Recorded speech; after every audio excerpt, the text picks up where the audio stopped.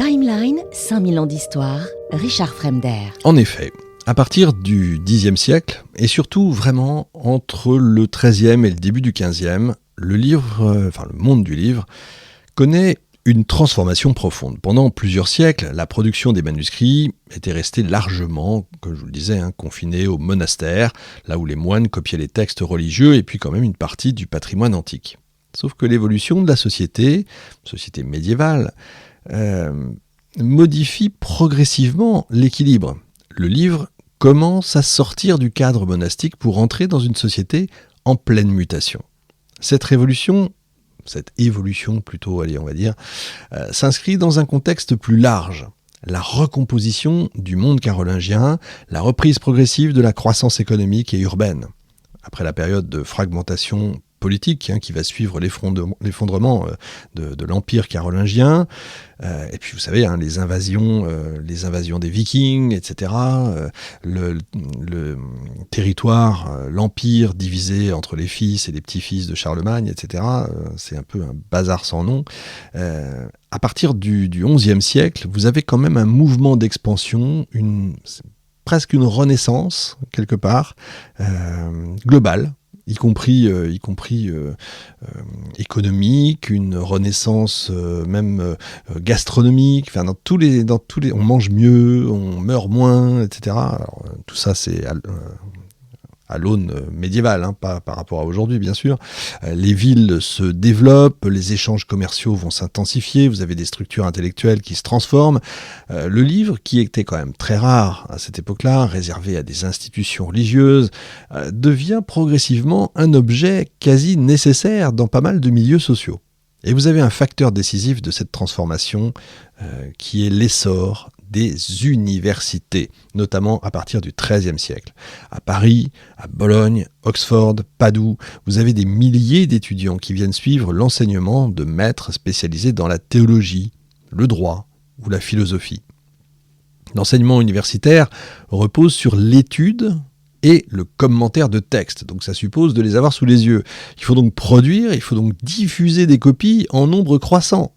Eh bien cette demande, qui est quand même relativement nouvelle, entraîne l'apparition de réseaux de production, de diffusion du manuscrit, qui ne dépendent plus exclusivement des monastères. Nouvelles technologies, peu à peu, nouveaux métiers, etc. On connaît tous ça aujourd'hui de la même façon. Dans les villes universitaires, va se développer alors un véritable marché du manuscrit. Des artisans spécialisés apparaissent, des copistes professionnels, des correcteurs, des enlumineurs, des relieurs, etc., etc. Des libraires vont jouer un rôle d'intermédiaire entre les universitaires et les ateliers de copie. Le livre devient progressivement un objet de production urbaine et commerciale. J'insiste sur le urbain, évidemment. Cette évolution marque une étape essentiel, la fabrication du livre quitte le cadre strictement religieux pour s'inscrire maintenant dans une économie plus large. Vous voyez, à nouveau, on rentre dans l'économie, dans un système social et économique. La transformation touche également la forme même des livres. Les manuscrits médiévaux deviennent plus fonctionnels, mieux adaptés aux usages intellectuels. Les formats vont se diversifier. À côté des très grands volumes destinés aux bibliothèques, vous avez certainement vu ça, les grands manuscrits, les grands livres avec des enluminures, un truc absolument incroyable, presque des livres de magie, vous savez, qui font fantasmer là aussi beaucoup de films, évidemment. À côté de ça, vous avez des ouvrages plus compacts, plus faciles à transporter et à consulter. Et le texte aussi est organisé avec plus de rigueur. Vous avez vraiment des divisions en chapitres, vous avez des paragraphes, vous avez des titres, des rubriques, des systèmes de repérage aussi qui facilitent la lecture et l'étude. Et quelque chose de nouveau apparaît, les marges qui accueillent des commentaires ou des annotations qui témoignent d'une lecture active et savante. Il y avait déjà des marges sur les très grands volumes. Comment les mettre sur les petits ? On s'adapte. Et parallèlement, les techniques de fabrication vont évoluer. Le parchemin demeure longtemps quand même le support privilégié, mais son coût est très élevé, donc ça limite la production. Or, à partir du XIIIe siècle, un nouveau matériau commence à se diffuser en Europe. Je pense que vous le connaissez, c'est le papier qui est introduit depuis le monde arabe, effectivement, et finalement issu des techniques chinoises. Donc, vous savez que les Arabes commerçaient beaucoup avec la Chine. Et donc, par voie de conséquence, de la Chine au monde arabe, ça vient jusque chez nous. Évidemment, avec les croisades, il y a eu des échanges, vous le savez, qui se sont faits, bien entendu. Ce qui ne veut pas dire non plus que sans eux, on serait resté, comme on peut l'entendre parfois, des abrutis congénitaux. Donc, je ferme la parenthèse. Le papier a un gros avantage. Il est moins coûteux, il est plus facile à produire, et donc il contribue à augmenter la quantité de livres disponibles et prépare, sans qu'on en ait encore conscience, évidemment, les conditions matérielles de la révolution de l'imprimé. Donc là, c'est une vraie évolution technologique, on est d'accord, comme je vous le disais, grâce à cette évolution technologique, des nouveaux métiers vont apparaître, etc. C'est toute une économie qui se met en branle. Le livre médiéval se transforme aussi, donc comme je vous le disais, par son aspect visuel. L'image occupe une place importante. Les miniatures, les enluminures, les lettres ornées, vous savez, qui participent à l'organisation, à la compréhension du texte. Dans les manuscrits religieux, comme dans certains ouvrages savants ou juridiques, l'image accompagne le texte et contribue à structurer la lecture. La reliure, enfin, protège et stabilise l'objet, qui devient un instrument durable de conservation du savoir. Il y a des techniques aussi, alors ça reste encore un peu cher, et vous savez, il y a... quand on n'a pas beaucoup les moyens, ça se faisait déjà avec le parchemin, ça se fait aussi avec le papier, mais c'est plus facile avec le parchemin parce que ça se gratte mieux. Quand on n'a pas les moyens, et c'est comme ça aussi qu'on perd beaucoup de textes, qu'on a perdu beaucoup de textes, c'est qu'on gratte. Et oui, on prend un ancien texte, un ancien volume, un ancien livre, et on gratte. On gratte pour qu'il reste rien et qu'on puisse réécrire par-dessus. Avec les techniques d'aujourd'hui, on peut récupérer certains des textes, et on appelle ça un palimpseste, je vous le dis, c'est-à-dire que vous avez le texte, le premier texte, et vous avez un autre texte en dessous, c'est un palimpseste. C'est pas uniquement sur le papier, la terre est aussi un palimpseste, c'est comme ça qu'on peut voir, que les archéologues peuvent voir s'il y a des choses en dessous. Bref, c'est un détail. Il y a un autre détail qui a son importance, c'est dans l'alphabet, c'est dans l'écriture.